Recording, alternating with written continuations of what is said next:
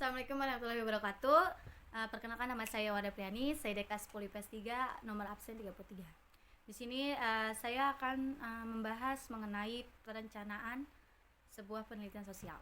Sebelum kita membuat sebuah penelitian sosial, maka kita akan memerlukan sebuah rancangan. Rancangan itu terdiri dari beberapa.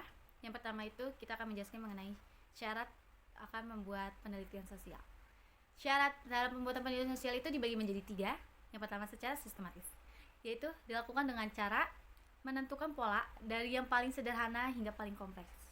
Dan yang kedua yaitu secara terencana, yang dilakukan dengan cara langkah-langkahnya sudah dipikirkan dari sebelumnya.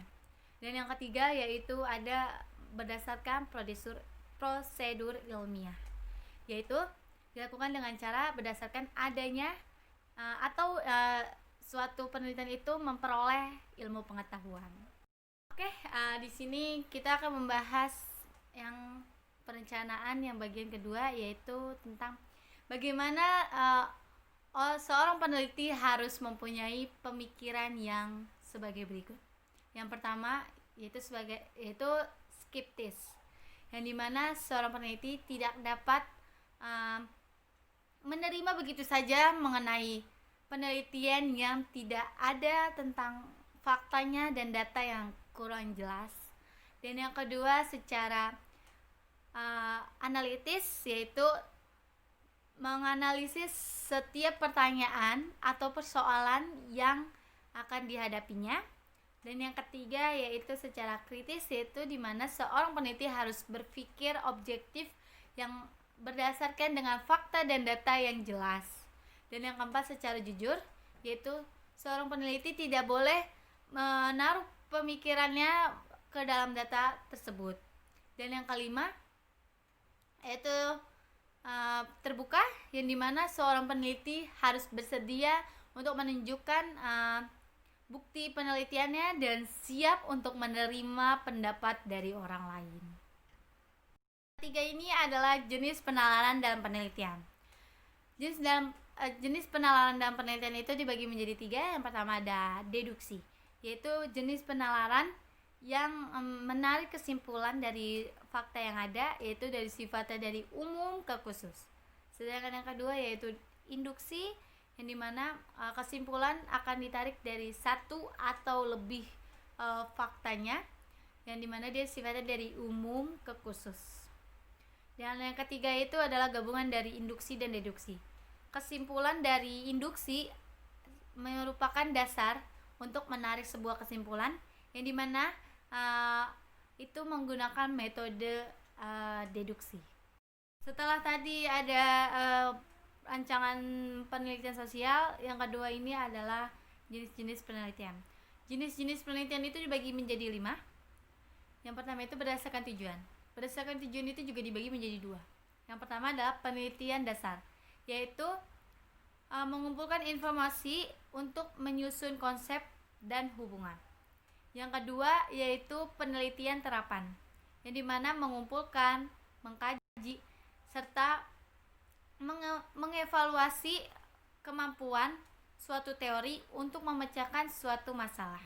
Yang kedua ini yaitu berdasarkan metodenya. Berdasarkan metodenya dibagi menjadi 4. Yang pertama yaitu penelitian historis, yang dimana dia fokus pada kajiannya, yaitu peristiwa yang terjadi di masa lampau. Yang kedua yaitu penelitian survei, yang dimana peneliti memperoleh informasi dari kelompok atau orang dengan cara menyebar kuesioner. Dan yang ketiga yaitu penelitian eksperimen, yang dimana peneliti membagi subjek menjadi 2 kelompok guna untuk menarik kesimpulan dari teori kedua kelompok tersebut. Yang keempat itu adalah penelitian observasi, yang dimana peneliti memperoleh data konkret secara langsung di lapangan. Yang ketiga ini berdasarkan informasi yang diberikan. Yang pertama ini ada penelitian eksploratif, yang dimana peneliti mencari atau menggali suatu informasi yang masih baru. Yang kedua penelitian deskriptif, yang dimana penelitian memberikan gambaran secara detail mengenai gejala atau fenomena. Yang ketiga ini adalah penelitian eksplanasi, yaitu peneliti sudah mampu memberikan penjelasan mengenai mengapa suatu fenomena atau gejala dapat terjadi. Yang keempat ini yaitu berdasarkan data yang dikumpulkan, yaitu kuantitatif dan kualitatif. Dan yang kelima ini adalah berdasarkan tempat pelaksanaannya. Yang pertama ada di perpustakaan, di lapangan, serta di perpustakaan. Ketiga ini pendekatan penelitian kuantitatif dan kualitatif. Yang pertama itu masalah penelitian. Kalau kuantitatif itu dia menekankan beberapa variabel, sedangkan kualitatif itu dia menekankan banyak aspek dari satu variabel. Yang kedua ini adalah tujuan. Tujuan kuantitatif yaitu menguji teori-teori dan menegakkan fakta-fakta. Sedangkan tujuan kualitatif yaitu mengembangkan kepekaan konsep dan penggambaran realitas yang tidak tunggal. Yang ketiga yaitu objek yang diteliti. Objek yang diteliti oleh kuantitatif yaitu perilaku manusia dan fenomena alam. Sedangkan kualitatif yaitu perilaku manusia. Dan yang keempat ini adalah stempel. Stempel kuantitatif yaitu besar dan stempel kualitatif yaitu kecil. Yang kelima ini yaitu metode pengumpulan data. Kuantitatif yaitu dengan cara angket, wawancara, dan observasi. Sedangkan kualitatif yaitu lebih menekankan pada observasi dan wawancara. Yang keenam yaitu data yang dikumpulkan. Kalau kuantitatif itu secara angket, sedangkan kualitatif itu melalui kata-kata, kalimat, serta gambaran perilaku.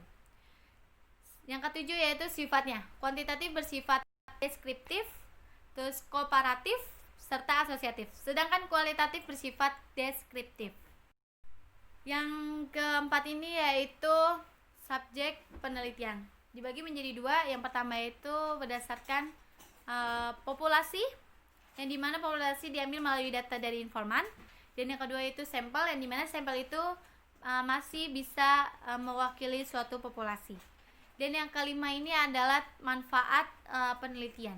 Yang pertama itu manfaat bagi seorang peneliti, yaitu dapat mengembangkan suatu ilmu pengetahuan bagi peneliti. Dan yang kedua yaitu manfaat bagi peserta didik, yang dimana itu dapat lebih mengembangkan ilmu atau kepekaannya terhadap sosial. Yang ketiga yaitu manfaat bagi masyarakat, yaitu untuk memberi masukan dan strategi dalam memecahkan suatu masalah. Yang keempat yaitu manfaat bagi pemerintah, yang dimana untuk mempertimbangkan dalam memutuskan atau dalam kebijakannya. Yang kelima yaitu manfaat bagi ilmu pengetahuan, yaitu menambah khazanah ilmu pengetahuan.